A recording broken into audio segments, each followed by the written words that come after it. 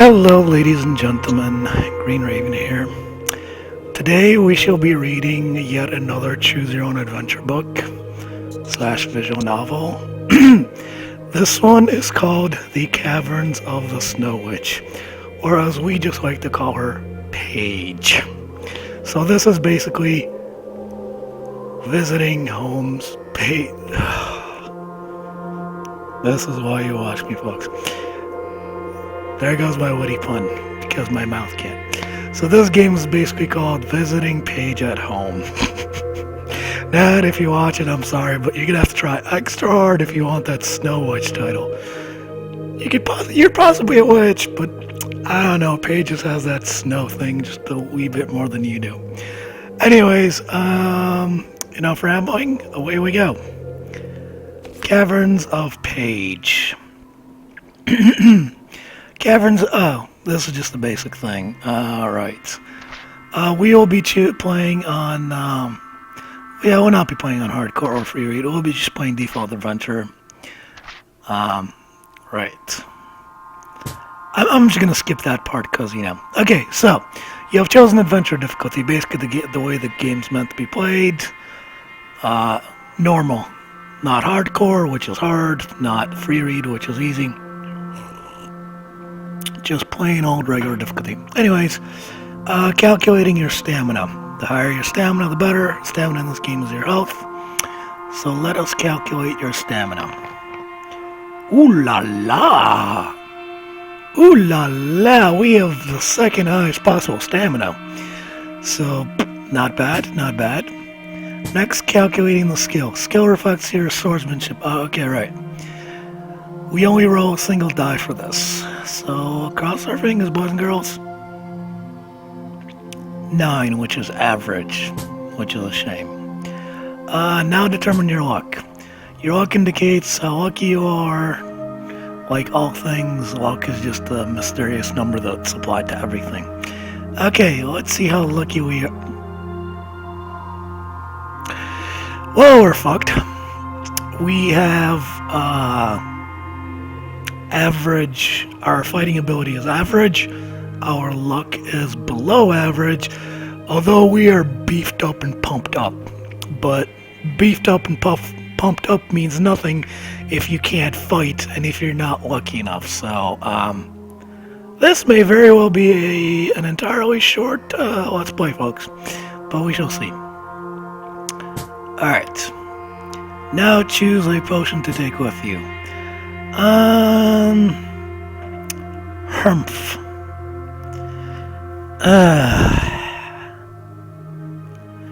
This part's gonna be a bit tricky because, well, as you previously saw, we didn't get such good rolls on anything.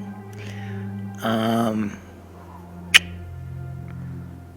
mean, if we take that luck potion with us, that's only going to, add 1, so it'll make our luck slightly average. So you know what, let's take the strength potion and just work with that. Alright.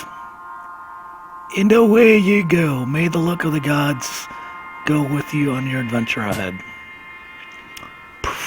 Oh, interestingly enough, this game has a retro look, old school. As some of you may or may not know, a lot of these Choose Your Own Adventure books are actually based on game books that were published back in like the 70s and 80s. So this particular game does have a retro option which uses the original pictures that the game used. This guy looks like a dwarf this way. Anyways, I will not be playing this. I'm going to be a graphics whore. We're going with new and fancy schmancy. Alright. I usually like to keep the mouse off the screen, like so many of you, but unfortunately that just brings up the menus, and as much as it irks me to keep the mouse in the middle of the screen, it's better than having this out all the time, unfortunately. Anyways, enough rambling and babbling. Winters in northern Alancia are always cruel and bitter. The snow falls thick and the icy wind blows hard, chilling everyone to the bone. For the past few weeks, you have been hired by a merchant called Big Jim's son. Interesting name. I'm assuming that's him. To protect his trading caravans as they roll their way slowly north to the frozen outpost. The horse-drawn carts, the words, folks, the words. The horse-drawn carts are laden with cloth, utensils, weapons, salted meats, spices, and tea, which are traded for furs, ivory carvings made from mammoths' tusks. Big Jim is not usually worried about traveling north, as bandits only attack his caravans on the return journey. He is not alone in recognizing the value of the northern goods. On this particular trip, you are walking ahead of 6 carts across a frozen lake. In the distance, you see the snow-capped peaks of the Icefinger Mountains jutting out of the low cloud. Your destination lies at the base of the mountains, where the Northmen meet to trade. Snow is falling, but not too heavily. You stop to prod the ice with your sword to make sure it can bear the weight of the carts. When suddenly the shrill call of a hunting horn breaks the silence. Ooh! Anyways, you stand up and run back to the carts to talk to Big Jim. He is sitting next to the driver of the second cart, puffing in a long briar pipe. So yeah, that was him. Anyways, a huge man with a great bushy beard. Big Jim is obviously a man to be reckoned with. His bright blue eyes scan the horizon, searching for signs of life. In a deep voice he says, "Sounds like it came from the outpost. Reckon you better go and investigate. Could be trouble, and get back quick." Yeah, that was not quite. That was an evil villain voice. I'm sorry, folks. I'm bad at voices. Me and Nat really need to team up to do our voices. Anyways, you set off straight away towards the outpost at the base of the Icefinger Mountains. You arrive 2 hours later at a scene of ugly carnage. The snow is red with blood, and all the wooden huts are smashed and torn down. 6 men lie dead, their bodies slashed, their axes at their sides in the snow. Judging by the size of the footprints, the creature that attacked the outpost must have been enormous. There is nothing you can do for the unfortunate Northmen. So you head back toward Big Jim's caravan to report the news. You reach them in an hour, just as daylight is fading, and relate the terrible events that have befallen the outpost. Big Jim orders the carts to be drawn into a circle to protect his men during the night. A large fire is built into the center of the circle, and you sit down beside it to talk to Big Jim. The words, folks. The words. I swear to God, I'm educated and literate. Anyways, everybody is nervous, and a guard is posted to watch for signs of movement outside.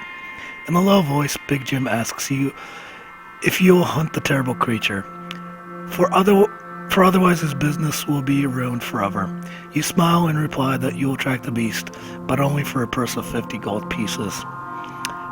That's not that much. But then again, we don't know about the economy of this game, so who knows.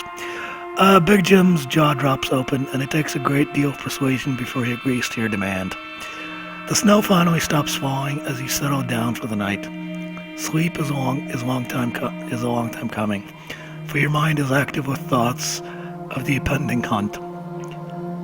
When you wake just after dawn, the fire is reduced to dying embers. Wisps of smoke rise gently in the morning mist, and not a sound is to be heard. You walk over to where Big Jim is sleeping and tap him on the shoulder. He wakes up with a start, and you tell him that you're setting off and hope to be back later in the day. Yeah, this would be just a quick little thing, folks. Don't worry about it. You wave to the guard as the snow starts to fall again. You make your way back to the outpost. Now turn over! Oh, we're only 10 minutes in. That's good. Alright. Damn it. Like I said, folks, I hate keeping that cursor in the middle, but what you gonna do? By the time you reach the outpost again, the bodies are blanketed with snow and the beast's footprints are covered over. The visibility is poor as you set off towards the mountains where you hope to find the abominable,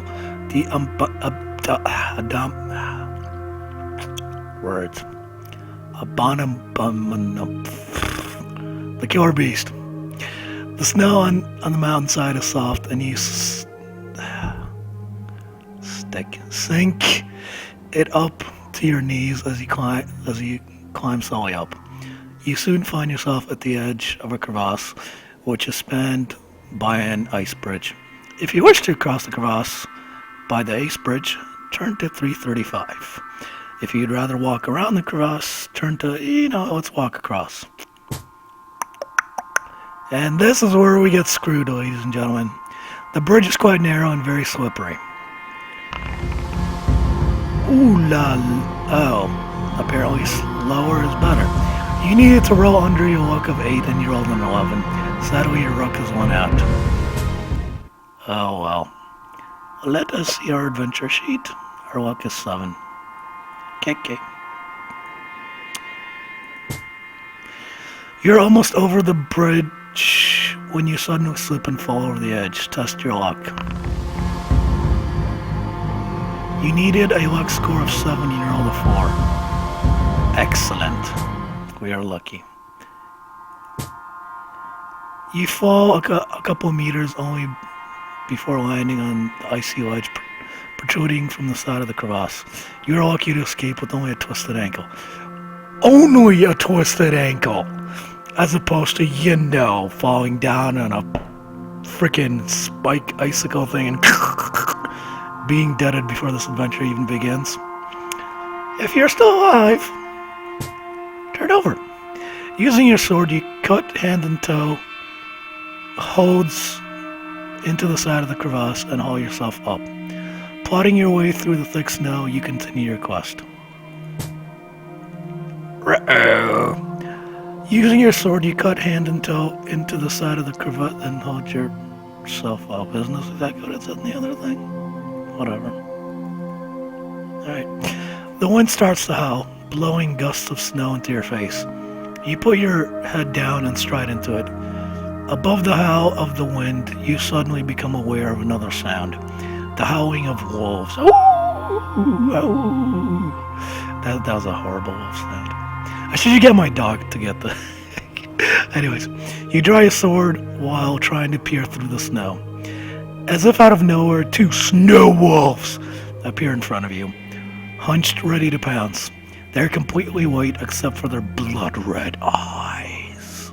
Suddenly, one leaps onto you. You must fight!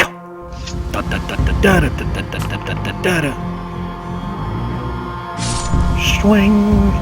Luckily, our slightly sucky skill of 9 is better than the wolf's 8, so let's keep going. I don't particularly feel like testing our luck at the moment.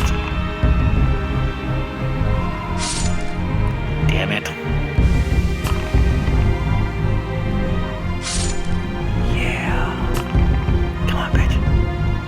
Yeah. Come on, bitch. Come on. You know you want to die. Yeah. You have defeated the first snow wolf, and you must face the second snow wolf. Fight on.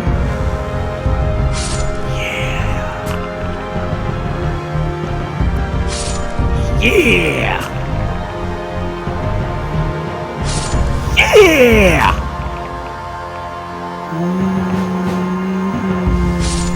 Yeah. That was quick.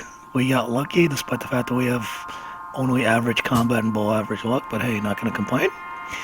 You step past the still bodies of the wolves and continue your journey through the swirling snow. The climb becomes steeper and the going is slow. The snow is beginning to fall very heavily, swirling around in a strong wind. A blizzard is starting. If you wish to use your sword to dig a shelter in the snow, turn to page 281. If you'd rather press on, turn to page 2. Okay, decision time, folks. Do we keep going or do we hunker down and wait this thing out?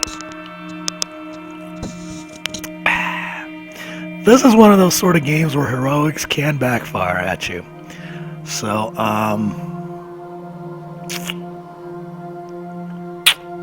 Humph. You know what? Let's press on.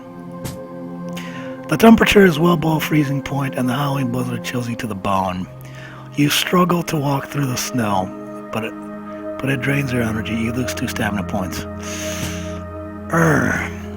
The blizzard worsens. You can barely see your hand in front of your face.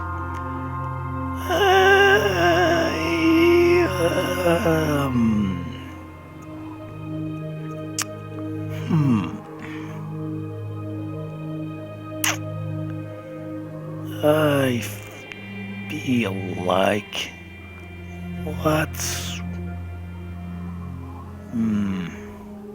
you know what, let's not be stupid. I know what happens if you can be stupid. If you fail or chuck roll, you can die very horribly. So we should not. Okay. You hurriedly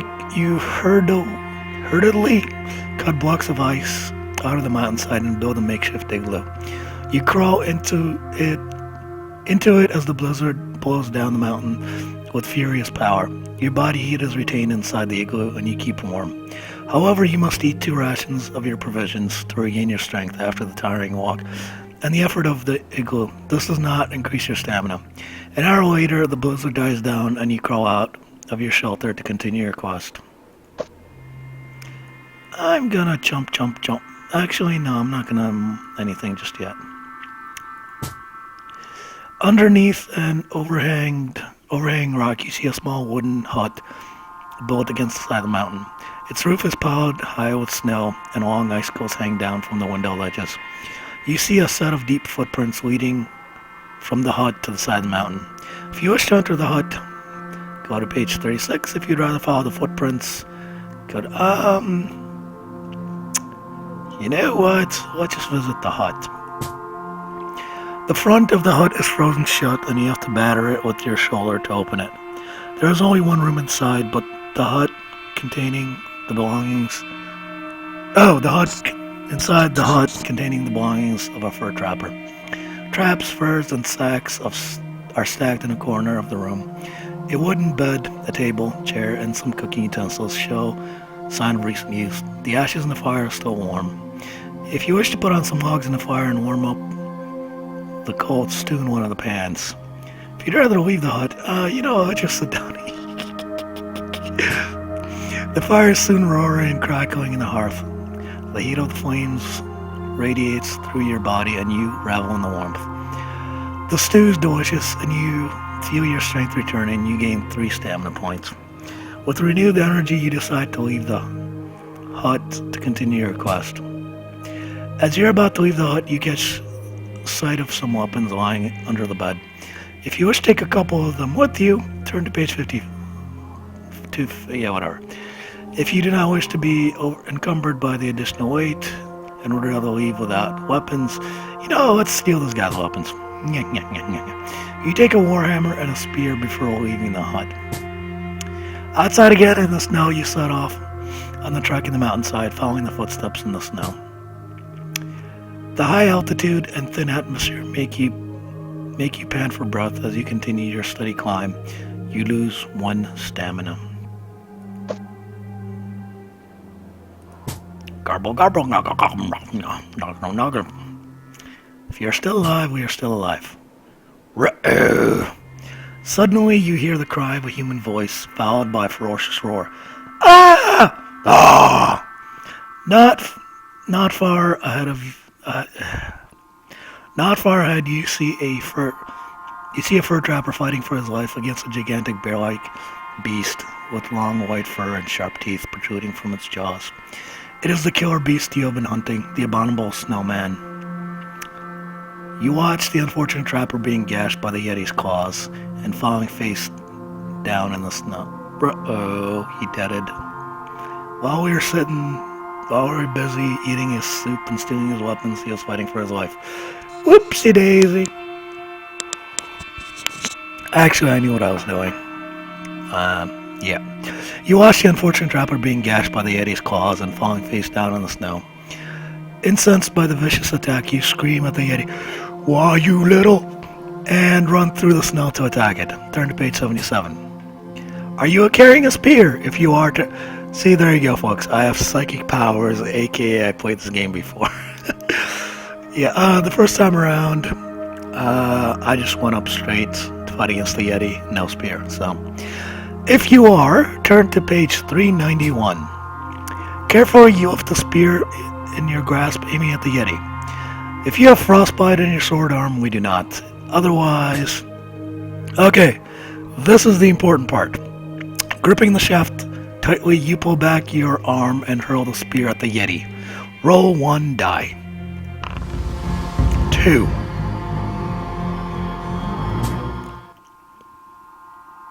Oh, there. The spear flies through the air and thuds into the Yeti's shaggy chest.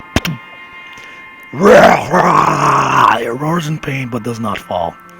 You quickly draw your sword to fight the enraged beast. Showtime. Yeah. Come on, bitch. You only got 9 health. What you got? What you got? I got 24. I got 24, bitch.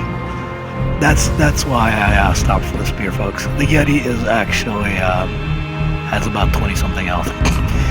Luckily, the spear reduces them down to size. Yeah, bitch. What you gonna do? What you gonna do, huh? What you gonna do? Hopefully not that. Not too many of those. Please, not too many of those. Don't do those. Me no likey. Come on. Come on, come on, come on, come on, come on. Damn it. He does have a... Okay, see, this is... Our combat skill of 9 is not the same as his 10. Fucking hell, are we gonna get killed by the Yeti? Come on, bitch, come on. We're getting our ass handed to us, folks. Alright, this one's for all the marbles. Should we test our luck? Let's try to... Actually, yeah, let's not test our luck.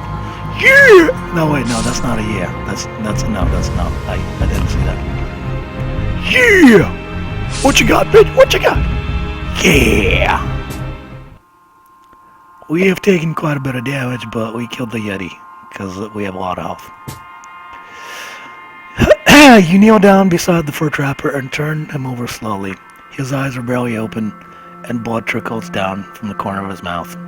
The Yeti has gouged deep wounds in his chest, and you realize there's no hope of saving. Aww, he did it. With a great effort, he reaches up and grabs you around the neck, pulling you down so that you can hear his dying words.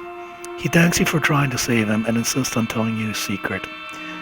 In terrible pain, he struggles to whisper his story. He tells you that he has lived in the mountains for most of his life, hunting animals and trading their furs. But for the last 5 years, he has been searching for the legendary Crystal Caves. These caves have been cut out of a glacier by the followers of the Snow Witch Paige, a beautiful yet evil sorceress who has a nice rack, who's trying to use her dark powers to bring an ice age so that she can rule supreme over the whole world.